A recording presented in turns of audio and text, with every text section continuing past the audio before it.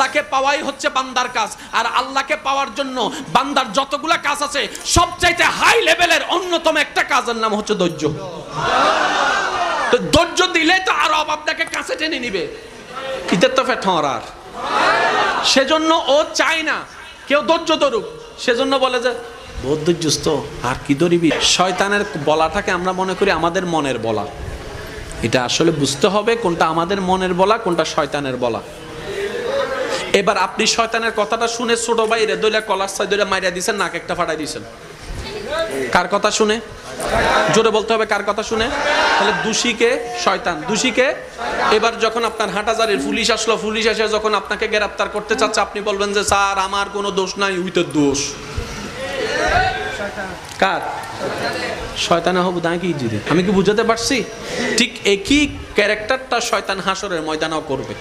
আমরা যখন বলবো আল্লাহ নামাজ